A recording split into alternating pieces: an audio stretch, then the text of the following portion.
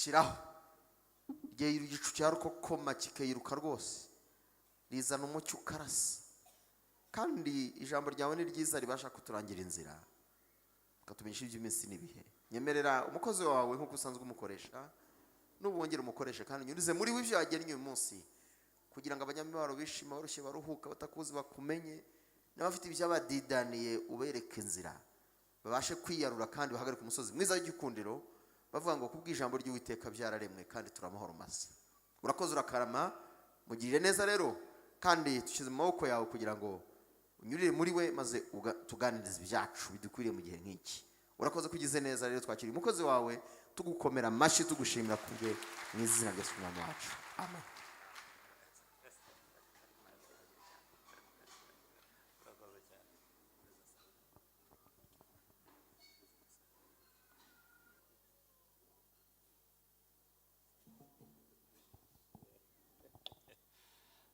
Dufata intwaro zacu dusoma amagambo aboneka mu butumwa bwiza uko bwanditswe na Matayo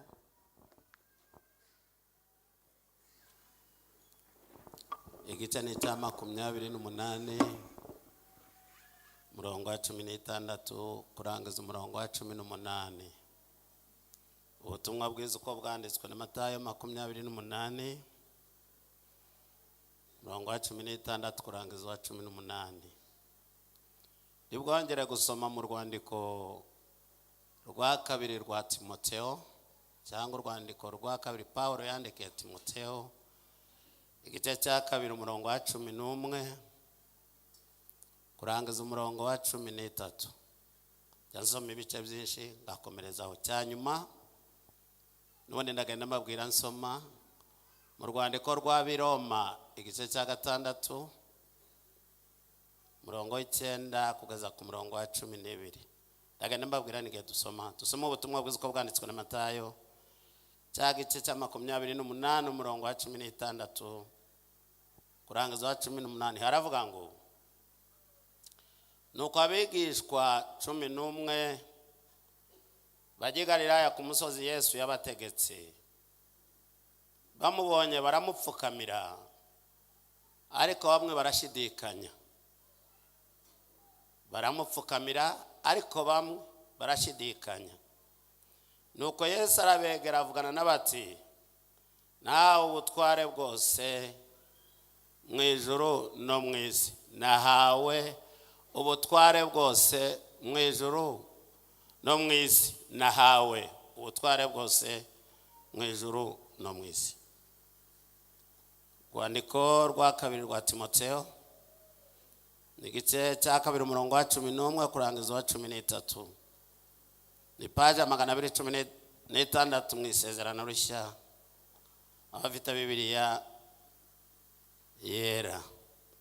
Aravangira ijambo ni ryo kwizerwa ngo niba twarapfanye nawe tuzabanaho nawe kandi nitwihangana tuzimana nawe, naho nitumwihakana nawe azatwihakana, kandi nubwo tutizera we ahora ari uwo kwizerwa kuko atabasha kwivuguruza. 6 Baroma umurongo w'9 ariko nje gushimangira cyane wa 12. Kuko tuzi yuko Kristo amaze kuzuka atagipfa, urupfu rukaba rutakimufiteho urutabi cyangwa ubushobozi. Urwo rupfu yarupfuye rimwe risa kubw'ibyaha, ariko ubwo ariho kubw'Imana. Abariko namwe mwiyumvamo ko mwapfuye ku byaha mukaba muriho ku Mana muri Kristo Yesu. Nuko rero ntimukimike ibyaha mu mibiri yanyu izapfa ngo mwumvire ibyirarikira. Noneho ntimukimike ibyaha mu mibiri yanyu izapfa ngo mwumvire ibyirarikira. Amen. Amen. Nimunyemerere duhoberane turambuye ibiganza. Mubirambure mbare duhoberane mubirambuye. Haleluya. Imana ibaho umugisha. Nivuga ngo Imana ibaho umugisha, abawukene muze kwikiriza muvuga ngo amena cyane mbyumve.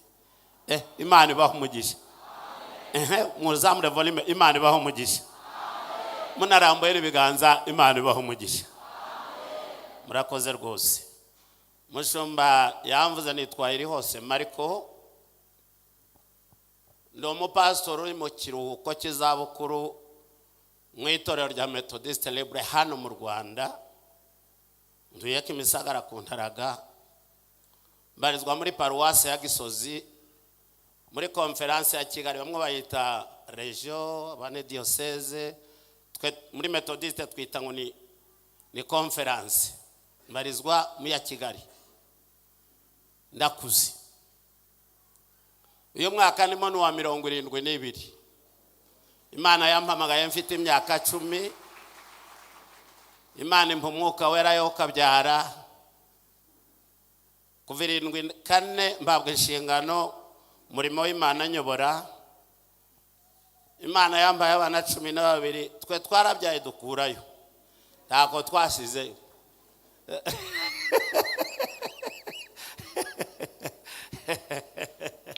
Imana yisubiza bane, abo barahari cyane. Mfite 8, abakobwa 5 n'abahungu 3. Shingiye abakobwa 4 bakuru n'abahungu 2, nsigaranye umuhungu umwe n'umukobwa umwe. Mfite abuzukuru 16. Mvako byibushye.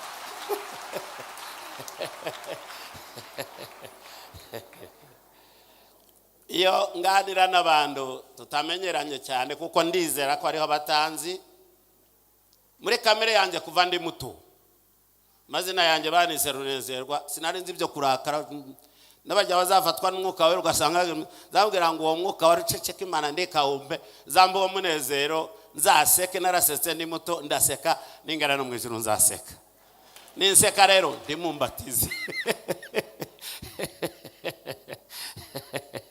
Abanyarwanda ntibakunda guseka, iyo useka baragutuka. Kwita indyarya, wirya, injajwa, yaseka ngo arashinyitse. Ntagire umbatiza, nasetse ndi muto, na n'uyu munsi ndacyaseka, ningana no mu ijuru nzaseka. Abo turi kumwe, haleluya. Hari abaje baraka museke.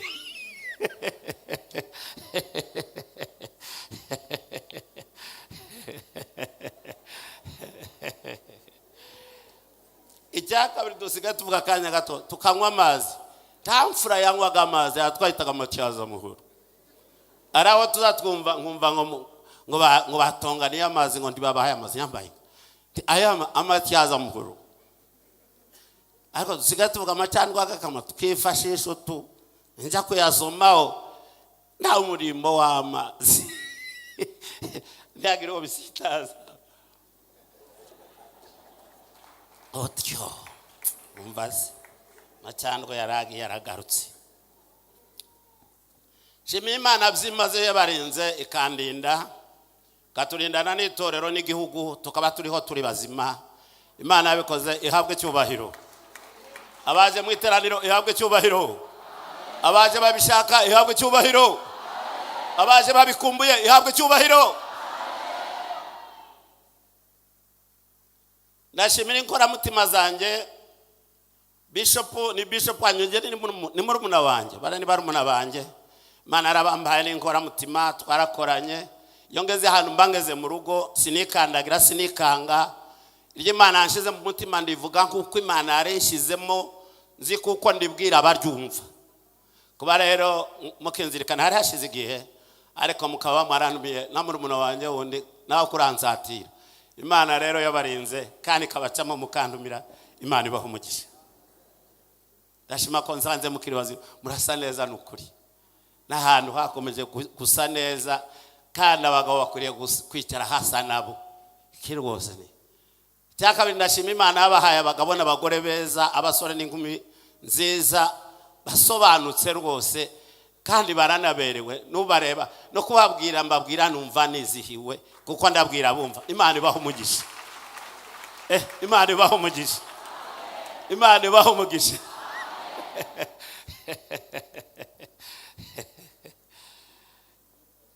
Bitewe n'umwanya muto iyo bambwiye ngo ari iteraniro rya kabiri nayo masaha birandiya, kandi abasaza ntibaza bamenya kujera amasaha. Ikiranga ubusaza ni ukurondogora. Mubonaga narondogwe muze mugamundembuza muti ijambo Imana yashize mu mutima riravuga ngo Yesu Kristo niwe mwami wenyine ufite ubutware n'ubushobozi mw'isi no mw'ijuru, mwimike mu mutima wawe.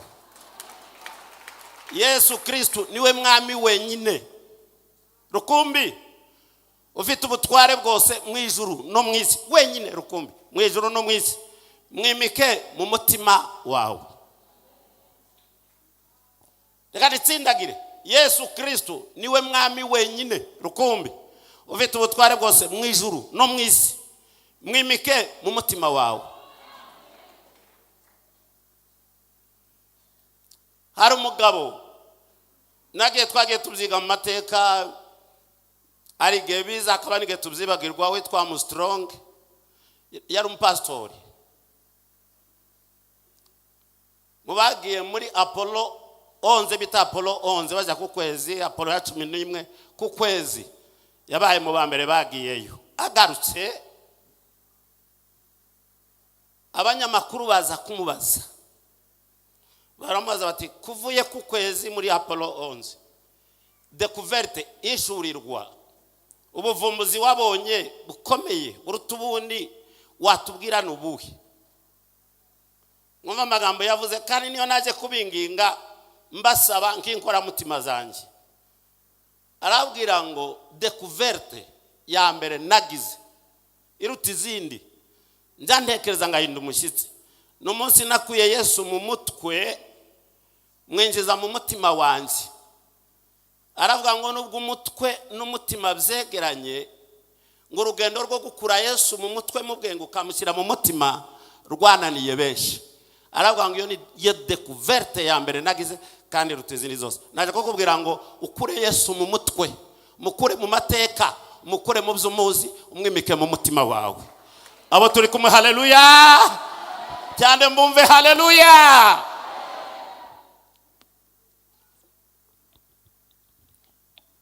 Igituma hatari impinduka mu matorero, hatari impinduka mu isi, kandi abantu bavuga Yesu, baririmba Yesu, bagahanura Yesu, bamufite mu mutwe, na Satani amugira mu mutwe, n'abadayimoni bamugira mu mutwe, abanyamadini batazi Yesu bamugira mu mutwe, ariko ntibamugira mu mutima. Iyo yinjiye ahindura ubuzima, hakaza impinduka, nawe ugahindura abandi.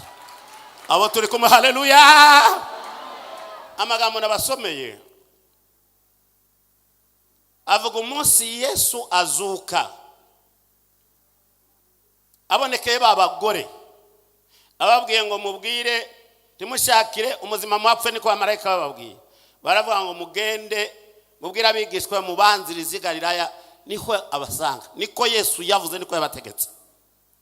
Biravuga ngo bageze Galilaya baramubona, habamwe amatsinda abiri. Nongere mbibutse iki, uhereye mu nzego zose mu rugo iwawe, ukageza mu baririmbyi, ukagera mu binginzi, ukagera mu badiyakoni, ukagera mu nzego zacu z'abayobozi, ayo matsinda abiri abaho. Itsinda rya mbere Bibiliya yavuze ngo bamubonye baramupfukamira. Itsinda rya mbere ni ryamubonye riramupfukamira, Yesu n'umwami, riramwiyegurira, ryemera ko yazutse, riramupfukamira. Itsinda rya kabiri ngo rirashidikanya, ese ni we ni umuzimu yazutse cyangwa si we? Iryo tsinda ntiryamwizera. Yesu abaha itangazo, avuga ngo nahawe ubutware bwose mu ijuru no mu isi. Abo turi kumwe, haleluya. Nahawe, ndabuzukanye, nahawe ubutware bwose mu ijuru. Ora shara gro de prele grora, la shakele grora de prea, la ele go de taile prele grora, o shakele grora, da toile pre, de kile pre, o shakele gro. Nahawe ubutware bwose, hata sike nabukonoje, ubutware bwose mu ijuru no mu isi. Abo turi kumwe, haleluya. Hari ibihamya Bibiliya iduha zerekana ko Yesu ari ufite ubutware wenyine bwose mu ijuru no mu isi. Reka mvuge mu bitandatu, umwanya wanje nunyemerera, kuranyemerera ndanyaruka. cyambere Bibiri tubwira ko ari we wenyine rukumbi mwisi no mwe wanesheje urupfu. Ni we wenyine rukumbi wanesheje urupfu. Were mu isezerano rya kera no mu isezerano rishya. Imva z'abakomeye bose ziracyabitse imibiri yabo, ariko imva ya Yesu yonyine nirangaye.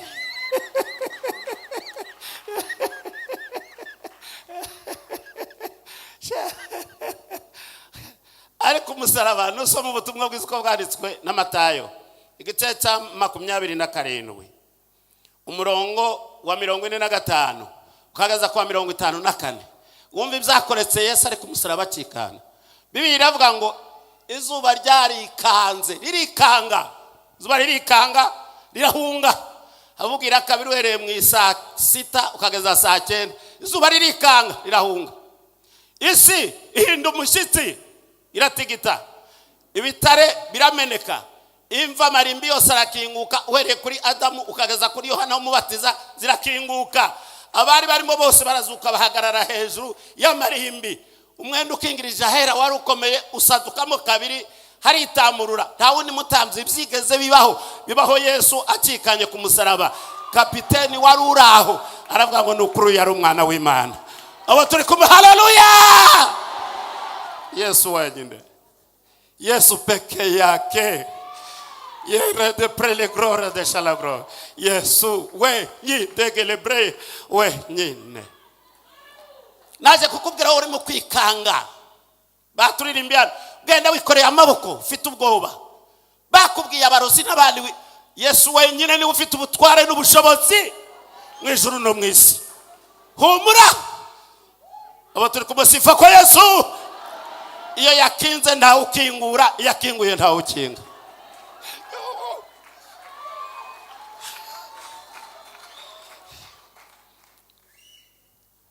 Umunsi Yohana ataho ku kirwa cya Patimo, Yesu aramubonekera. Simvuga ko yamubonye nuko yarasa ngo amwikubita imbere nk'upfuye. Yesu amukora aravuga ngo zuka Yohana we, ndo wa mbere ndi n'uw'imbere. Ku gice cya mbere kibizahishuwe murongo wa 17 je kurangiza wa 19, ndo wa mbere ndi n'uw'imbere narapfuye none naranazutse, dore ninje ufite imfunguzo z'urupfu n'ikuzimu. Abo turi kumwe babyumvise, haleluya! Ni Yesu wenyine. Reka nongere ngo kwikanga umurozi uri umurokore ugatitira. Niko kuvuga ipusi, intare yabonye ipusi hinda umushyitsi. Intare ibona inyabo, injangwe.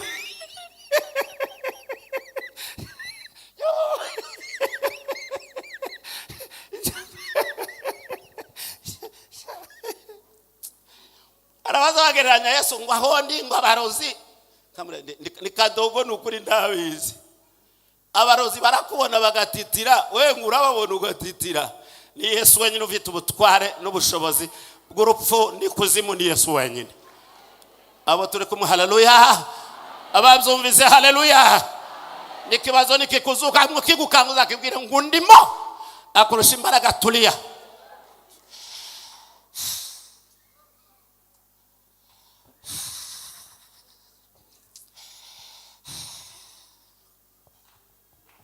Icyakabiri, abandi bakomeye bose kwisi banesha ibihugu bakoresheje intwaro zikomeye, akameneka amaraso abarwana n'abarwanwa ndetse n'abaturage bakapfira. Ubageza Ukraine ko biracika, ariko reka ngubwire Yesu niwe wenyine watsinze ibihugu byose akoresheje intwaro yitwa urukundo, amenya amaraso ye. Yatsindishije intwaro yitwa urukundo kandi amenya amaraso ye. Yatsindishije intwaro yitwa urukundo kandi amenya amaraso ye. Abo turi kumwe, haleluya! Niwe wenyine, niwe wenyine, niwe wenyine. Ubutumwa bwiza ko bwanditswe na Yohana igice cya 12 murongo wa 32 ukarangizwa wa 33. Ubutumwa bwiza ko bwanditswe na Yohana 12 3 abwira Filipo na Andrea bari kumubwira ngo abagiriki baje kumureba. Aravuga ngo nimara kumanikwa nzireherezaho abantu bose. Ngo yabivuze yerekeje ku rupfu, yendaga gupfa. Ibihugu byose intwaro ya rutura arasishije n'urukundo. amena amaraso ye. Urwandiko rw'Abikolosayi kabiri umurongo wa 14 ukarangiza wa 15, amaze guhanagura urwandiko rw'imihango rwaturegaga rw'ibyaha rudushinja ruvuga ko igihembo cyacu ari urupfu, amaze kurusiba aravuga ngo abatware n'abafite ubushobozi abanyaga ubutware ngo abahemura ku mugaragaro maze abivuga hejuru kubw'umusaraba. Abo turi kumwe haleluya, ababyumvishije haleluya. Abandi bamena amaraso ariko iwe amenaye akoresheje intwaro yitwa ndabakunda. Cyo cyatumye abamuririmbyi w'ijana na 50 mu ndirimbo zo gushimisha igitero cya kabiri haravuga ngo kandi iyo nyobze nkamushavuza ngo ndareka kunkunda ndakwiriye kandi kiza kinsubizaho Yesu ari cyane cyane no kwibuka urukundo rwiwe. Yesu ufite ubutware n'ubushobozi mu ijuru no mu isi. Cya gatatu ibihamya, niwe mwami w'amahoro wenyine ubaho. Mwami w'amahoro, niwe mwami w'amahoro, niwe boss utanga amahoro, niwe mahoro. Abandi bose kwisi Imana icyo yabashinze inshingano abahaye n'umutekano, kandi turashima Imana yo mu ijuru aduhaye abayobozi beza baduhesha umutekano. Nibe gituma dusenga nuko dufite umutekano, hirya no hino gituma twubaka tukiga nuko dufite umutekano, ibyo dukora byose nuko dufite umutekano. Abayobozi bose bo kwisi Imana bashinze umutekano, ariko ndaho ufite ubutware bwo gutanga amahoro. Amahoro n'umwihariko wa Yesu wenyine mu ijuru no mu isi. Sinzi ko babyumvise we mvugi. Abandi bose Imana bashinze security, c'est security. Mana bashinze umutekano mwisi, abayobozi bose bo mwisi, ariko ndigeze bashinga amahoro ntibafite ubwo bushobozi. Ariko ubushobozi bwo gutanga amahoro ni Yesu, biri mu kuboko kwa Yesu wenyine rukumbi. Imana imutangaza Yesaya aramuhanura igice cya 9 umurongo wa 5, izindi Bibiliya wa 6. Aba umwana yatuvukiye, duhawe umwana umuhungu, ubutware buzaba kubituguze, azitwa igitangaza, umujyanama, data wa twese uhoraho, Imana ikomeye, nk'umwami w'iki w'amahoro wenyine.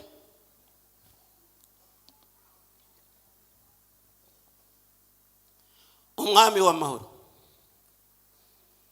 Umunsi avuka ingabo zo mu ijuru ziza kumenyesha abungeri, ingabo abasirikare bavuye mu ijuru, ingabo zicurangira umwami fanfare. Dr. Luka intumwa gice cya 2 umurongo wa 13 karangiza wa 14 avuga uburyo baje baririmba baherekeje Yesu umwami wavutse. Abamarayika z'abantu bararirimba ngo icyubahiro kibitsimbana, maze kubwira wo Rwanda icyubahiro hano mwisi nukuri ko Imana ndicyamanutse, urarwanira pirate ndicyamanutse, icyubahiro cyasigaye mu ijuru. Kandi mu ndakirwanira gishaka Imana ikimukuraho, iramureka katitiza mu minsi mike kakimwambura. Icyubahiro cyasigaye mu ijuru ni cy'Imana. Baremba ngo naha amahoro abe mu isi mu Imana yishimira kuko wavutse n'umwami w'amahoro. Paulo yandikira Efeso 2:14 aravuga ngo uwo niwe mahoro yacu, yaje guhindura abatarashoboraga kumvikana ari babi abahindura ku bumwe. Reka ngo shimbagire kubwira inshuti yanjye uri hano, Yesu wenyine niwe mwami w'amahoro, niwe boss uzutanga amahoro. Kiri kuri reka nkubwire ubutunzi ndibuza butanga amahoro, icyubahiro kiza gitanga amahoro, umugabo tatanga amahoro, umugore tatanga amahoro, amafaranga tatanga amahoro. Ikiza gitanga amahoro ufite urufunguzo rw'amahoro kuyatanga mu mutima wawe, ukanezerwa, ubabaye abandi bababaye, ugaseka bariko barira, ukavuza impundu bariko bavuza imiborogo. Ni Yesu wenyine. Abo turi kumwe haleluya. Ari umuntu w'inshuti yanjye wegeze kuja kuvuga ubutumwa ahantu,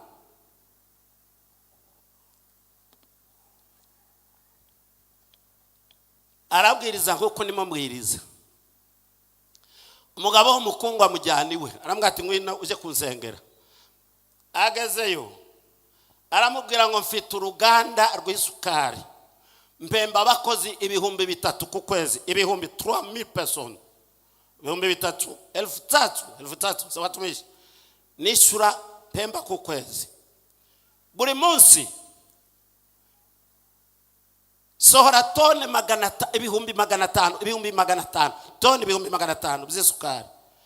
Arambwira ngo ariko iyo bwije sinzasinzira, iyo bwije ndaranganuye. Ubutunzi bwari bukwiye kumwe. Uwundi amujyaniwe amutambagiza mu nzu, yaranzekeje. Yaravuze ngo nibwo bwa mbere muturaga abantu batagenze henshi, nibwo bwa mbere nabonye bakinguza telekomande, amaridoni n'imiryango byikingura, ninjira andambagiza mu byumba byose. Niba no mu ijoro tuzabona ibitanda bimeze bityo, ataka icyantangaje. Aratubwira ngo iyo bwishe nijoro nje n'umugore wanjye ntituja tubiraraho, turara muri saro. Shote yanjye Salomo wari umukungu, tavuga ubukungu bwe. Kiriya gitabo cy'umubwiriza nicyo kwihana aswe mu bintu byose. Aravuga ngo ubatili mtupu yote ni ubatili, vanité de vanité, tout est vanité. Nubusa gusa zose bikurangaje, nubusa bizagarukira kumva tuzajyana nabyo hakurya y'urupfu.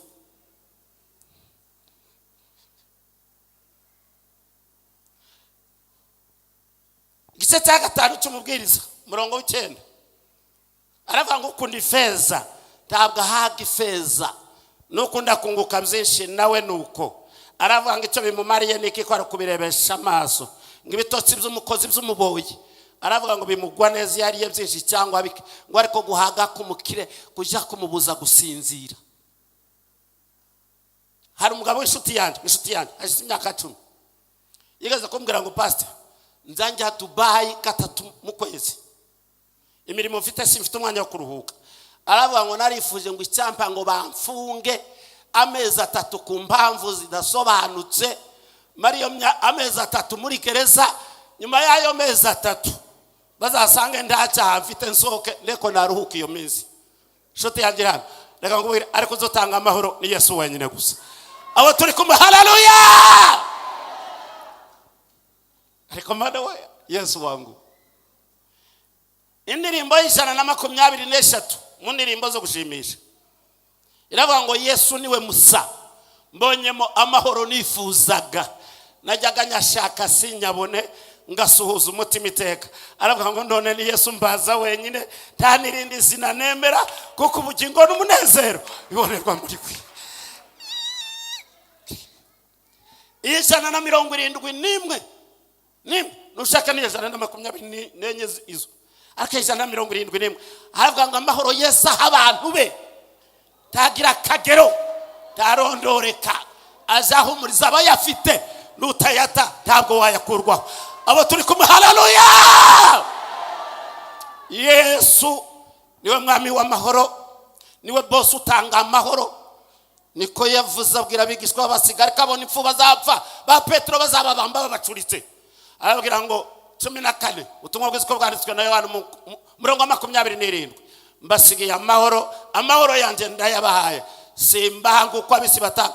Uwo mwisa guhakazi akakwambura amahoro, guhakazi gutereka akakwambura cyitwa amahoro, gahora wungabanye. Ariko aravuga ngo sinyaba kuko abisi batanga, imitima yanjye tuze kandi ndihagarare. Yesu niwe wenyine bose utanga amahoro. Ababyumvise haleluya, ababyemera haleluya, ababzakiriye haleluya. Boss niwe mwami ufite ubutware n'ubushobozi mwiza, niwe mwami w'amahoro wenyine. Cyakane Yesu niwe utagira umupaka w'igihugu. Yesu niwe mwami wenyine utagira umupaka w'igihugu.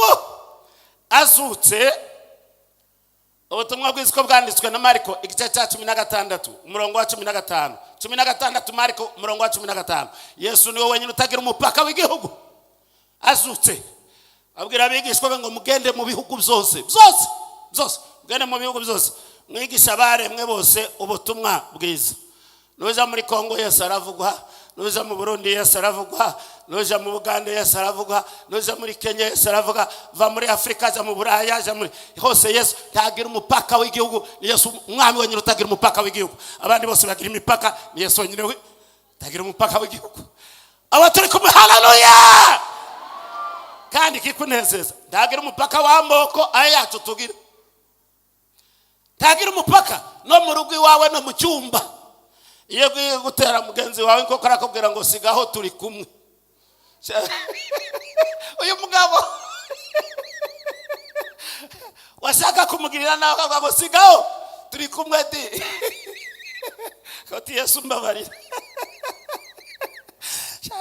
Mbega umugabo mwiza we. Imuvuga ngo baramanura ngo begereza abaturage ubuyobozi. Yesu yabukoze kare. Bari mukugenda ari abana be bamwikana. Yesu no mu rugo we yinjiramo mu cyumba agira ngo uteronye ati sigaho turi kumwe, naho ngaho singira umupaka sigaho. Tuvuga ati Yesu mbabarira.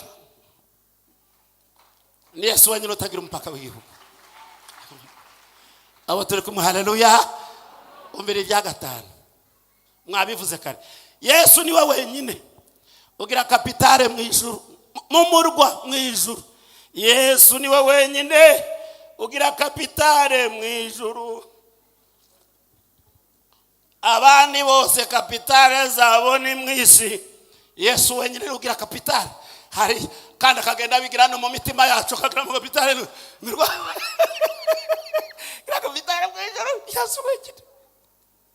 Paulo yandikira abi Filipi, rwandiko mwene data dusomeye ari muri gereza, abandikira bahumuriza kibahungamagwa n'ibyo bareba. Gice cya 3:20-21 araba ngo naho twebweho muhumure batushira muri gereza bako iwacu ni mu ijuru, niho dutegereje umukiza wacu kwazava. Niwe mwami wacu Yesu Kristo uzaza guhindura iyi mibiri akayishushanya n'umubiri w'ubwiza bwe, kuko uwo niwe ufite ububasha nta wundi bumubashisha kwigandurira byose. Niwe mwami wenyine ufite kapitale mu ijuru. Iyo turirimba 28 muzagakiza kitero cyanyuma kivuga ngo mu ijuru ni igihugu cyacu cyuzuyemo amahoro, mu gihe tuzakigeramo tuzahimbaza Yesu. Umukiza azahanagura amarira yacu yose, tunezererwe igihugu duseze kapitale iriya. Kapitale we. Umuririmbyi wa 80 nimwe muzagakiza yaravuze ngo nkunda kumva amakuru y'umurwa uri kure atagera ibyago, kandi umucyo n'umwana w'intama umunsi umwe nzawinjiramo. Haleluya. Niko mvuze impundu, haleluya. Nzinjira mu murwa, haleluya. Ndi hafi kujyayo, umunsi umwe nzawinjiramo. Nta marira aba muri uwo murwa, nta miruho ibayo n'intambara, nta n'indwara ishobora kubayo. Aravuga ngo umunsi umwe nzawinjiramo. Ufite kapitale itabamo za gereza, za mageragere ntizibayo. Udafite ibitaro byo kuvura abarwayi, za Faisal n'ahandi ngo bagiye kuvurwa hakomeye ngo yabaye igitanga kandi warwaye.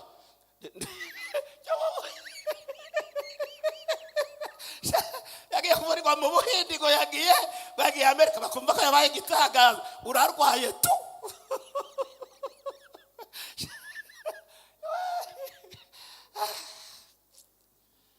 Nta mva zibayo, nta bimuga bibayo, nta akisida zibayo, nta biriyo tuzabonayo. Aho umukiza azahanagura amarira yacu yose, maze tunezererwe igihugu yadusezeranije. Abo turi kumwe, haleluya. Iyo ngeze kuri uwo murongo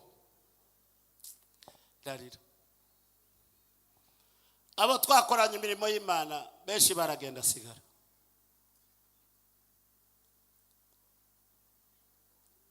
Nabivuze inshuro nyinshi, kanongere mbibabwire umwanya nkiri hano mpora ngenda mvuga nsezeye. Kuva 2006 nakumbuye ibintu bitatu byanze kumvamo. Nakumbuye abo twakoranye imirimo y'Imana, turasezerana ko Imana igiye kubacyura amako ngasigara. dusezerana itariki 18 z'ukwa munani 96 ngo tubaze ku itariki 19 z'ukwa 9 turaterwa baragenda ndasigara. Nje mama yari umukozi w'Imana ukomeye kamvugire dusezerana namubaza n'Imana irimo irakwereka iki tariki 18 z'ukwa 8 96 arambwira ngo hano muri Kongo bakita Zaire Imana irimo iranyereka ikirere cyendutse amaraso abantu benshi bagiye gutaha twari twavugaga gupfa mwibwira mwikanga gupfa nukuri kw'Imana twebwe nditwarwikangaga uko ndayi iyo warwaraga wabwiraga abandi ngo munsengere nanjye nsoze ntahe wakira ukabwira ngo mumfashe gusenga amenye icyangaruye ngikore.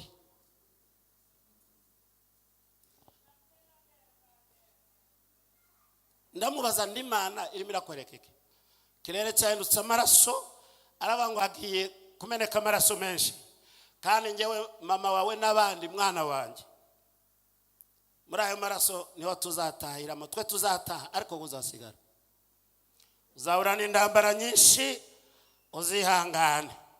Kene kintu cya kabiri Imana irimo inyereka iranyereka umwijima umanuka mu nsengero muri Kongo mu Burundi no mu Rwanda aravuga ngo mwana wanjye benshi bazasigara mu nsengero bafite ibisa n'ubukirisitu ibisa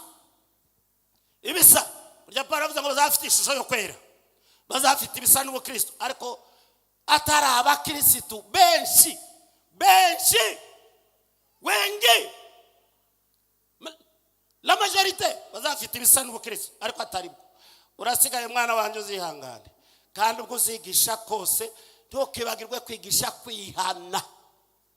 Baroko ngere mu Rwanda 97 mwe ba pastor murabizi sanga muri ADPR ko bararwana n'ubu bitarashira sanga muri Methodiste ko bararwana sanga muri Anglican ko bararwana sanga amatorero yani masha agenda shibuka menshi ahunga indambara zabi kugeza ubu benshi bafite ibisa n'ubukristo ariko atari bwo.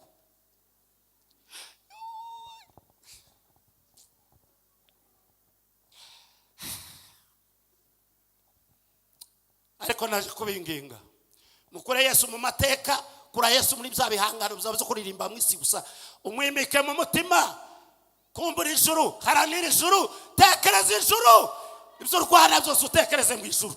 Haleluya. Abantu bigishwe inyigisho z'isi bakundisha abandi isi babereka isi babahanurira isi babavukanisha n'isi babakura mu ijuru babinjiza mu isi. Naje kukubwira ngo kura Yesu mu mutwe umwimike mu mutima wawe ube mu isi uri umujyajuru.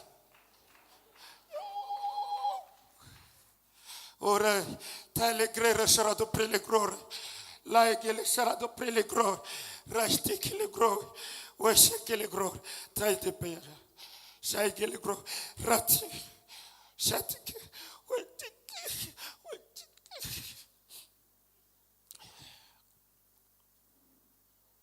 mumbabare mvuga ibisugutukano dufite amabandi menshi yiso bakozi b'Imana amabandi yo kurya abantu amafaranga amabandi yitwaza n'ubuhanuzi ara uri mu guhaguruka nagera handa gahaguruka ngo arahanura kumva namwicaza ngabuzwa nuko ndo umushyitsi kavuga ngo yabaraho nasengera namwicazaga gahaguruka ibandi ritegesha abantu ijuru rize kubakamuramo gusa byo bashaka.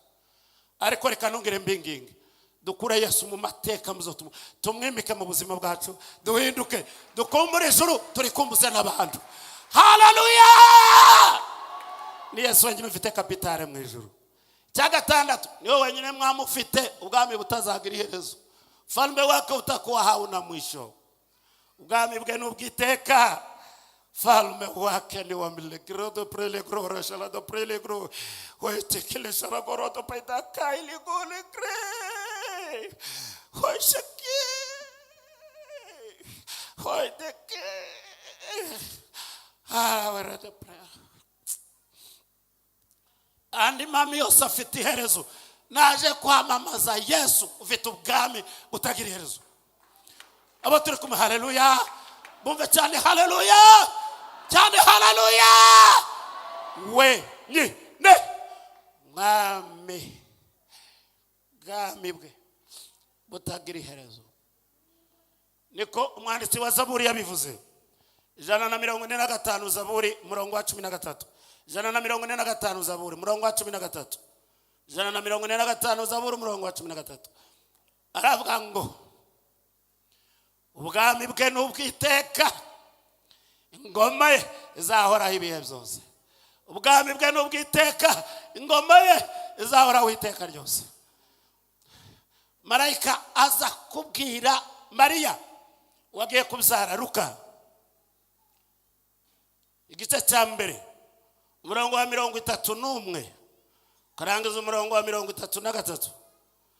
Ambwira ati uzabyara azaba umwana w'isumba byose, Imana izamuha intebe ya sekuruza Dawidi, azima mu nzu ya Yakobo iteka ryose, kandi ubwami bwe ntibuzashira. Ufalme wake hauna mwisho, ubwami bwe buzahoraho iteka ryose. Naje kumwamamaza kubwira ngo senya ibyo wari warubatse mu buzima bwawe, wimike Yesu, mukure mu mutwe amasezerano yo mu mutwe, indirimbo zo mu mutwe, amagambo yo mu mutwe yo kuza gusa kubyutsa amarangamutima mu mutima wahuzuye shitani, ugatahana shitani. Senya ibyo, mukure mu mutwe, umwimike mu buzima, ahindura ubuzima bwawe. Sifa kwa Yesu. Umugabo wawe abone Yesu muri wowe, umugore wawe abone Yesu muri wowe, abana bawe babone Yesu muri wowe, ababyeyi babone Yesu muri wowe, abamukorana babone Yesu muri wowe, abaza kugutera amakofi babone Yesu muri wowe, abadayimoni babone Yesu muri wowe, abarozi babone Yesu muri wowe, ukurwanya n'umuhagarara imbere abone Yesu. Abo turi kumwe, haleluya. Imika Yesu rode prele glory. Umuririmbyi umunani mu ndirimbo zo gushimisha, igitero cya 5, umunani igitero cya 5, yaravuze ngo none mu mutima wawe mwimike, reka nesha tsembe ibyo byaha byawe, yawe utware ngo agutsindire, wa mubisha wawe yahingutse.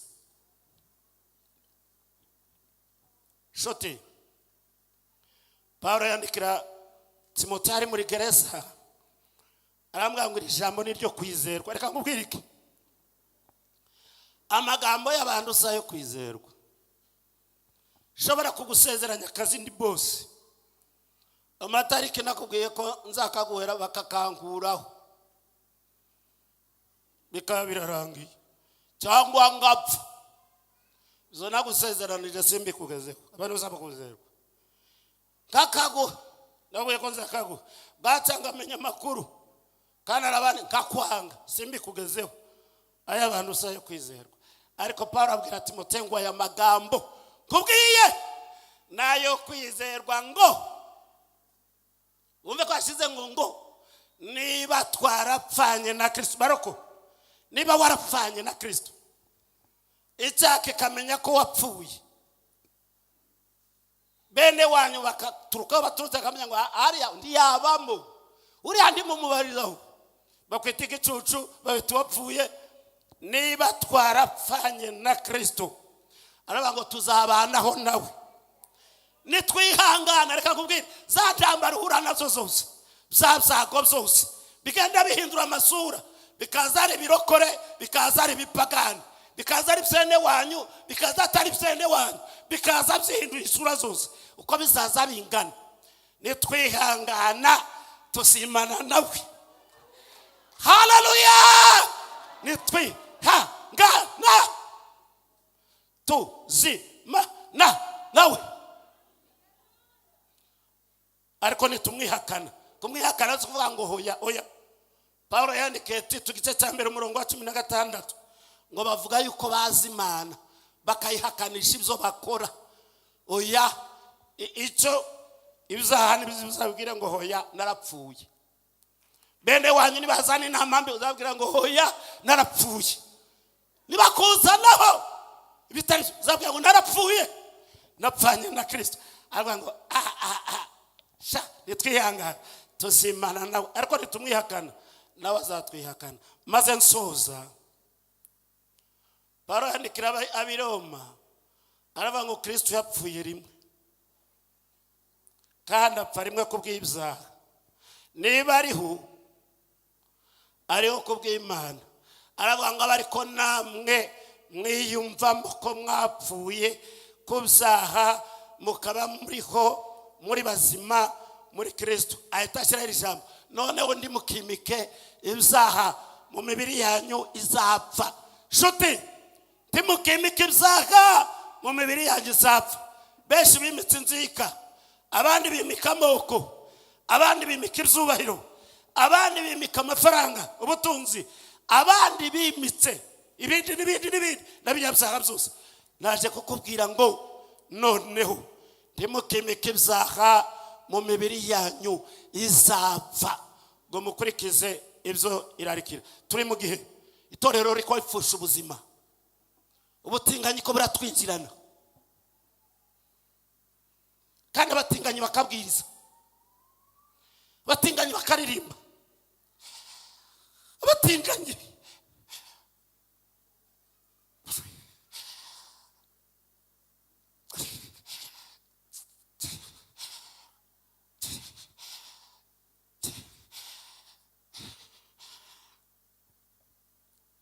amatorero yo hanze bazabaha imfashanyo, muzakire ngo mwakiriye imfashanyo z'abatinganyi.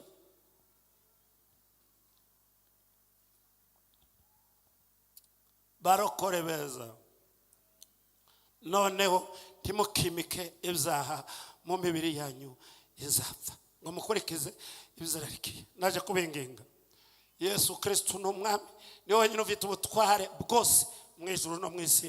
Mwimike muri wowe, nugera no mu rupfu zaririmba ya ndirimbo ngo nungenza utyo mwami umwuka nuhera, urupfu ruzanyinjiza aho batagifa. Niho nzakubona, nzakumenya kuko nzimukiza, ziratira imbere yawe ko tuzahorana.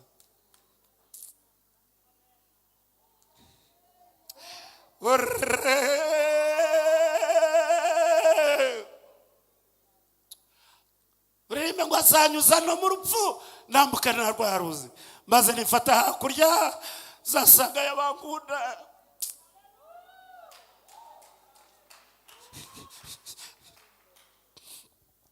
Ariko nabamwimitse mu buzima, bamukuye mu mutwe, mukure mu mateka. Wamuvuze kenshi umupagani, mumbabare nshimangire mvuga aya magambo. Ndimukurizwa n'imiryango myinshi. Satani yibasiye imiryango. Shoje ingo nyinshi zigerangwa na gereza y'ubuzima, gereza y'ubuzima. Abagabo batahira muri gereza, umugore atahira muri gereza, yibaza hazajya. Twaza tumva baririmba uturimbo twamaganya, tukagira ngo n'utw'umwuka naho n'utwamaganya. Gereza y'ubuzima. Cya kabiri, zigerangwa n'ibagiro ry'imitima, abatware aho imitima yashiriye, akazana ari gushaka gusa kamurari. Imitima yarabazwe, zigerangwa na gehenomu no zirara zishya. Abanyarwanda bavuze ngo buca ntizikizima, kandi kimbabaza niza barokore.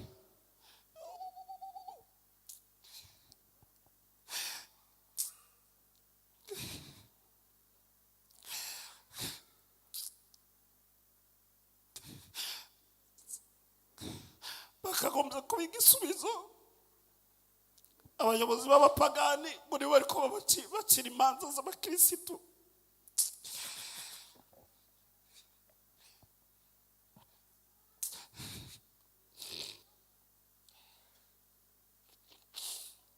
Ndabinginze kinkora mutima zanjye, kura Yesu mu mutwe, mwemeke mu buzima. Iyo ari muri wowe ugira ngo uvuge nk'abandi, akakubwira ngo sigaho, ugahagarara.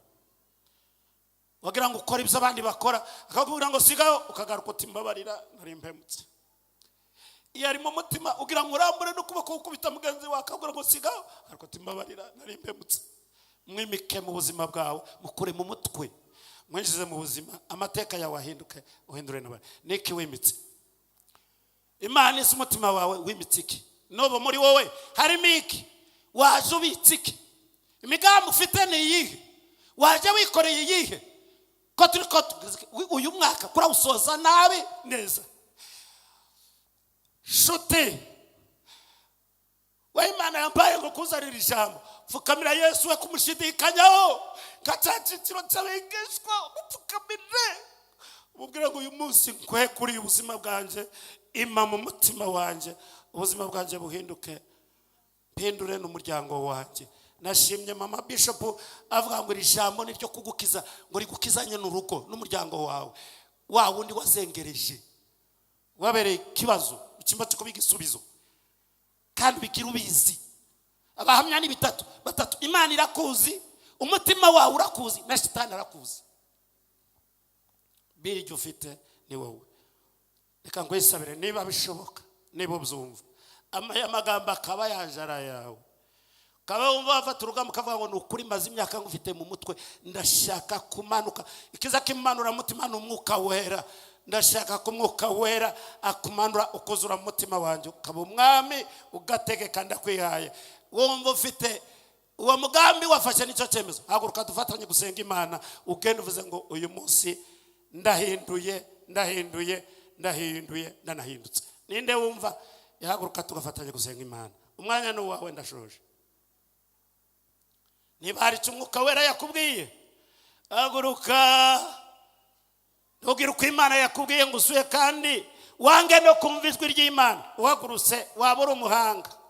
Ni isaha yawe, iminota yanjanye yacikanye. Imana ibaho umugisha, Imana ibaho umugisha, Imana ibaho umugisha, Imana ibaho umugisha. Reka nubone nsabe Bishop aze kudufasha kudusoreza uwo mwanya, ariko wimike Kristo mu buzima bwawe, ye gukomeza kuba amateka, abo mwami ahindure ubuzima bwawe bwose. Imana ibaho umugisha. Abishoboye mukomeze muhaguruke. Amashimeshe ku Mana yacu. Sawa sawa.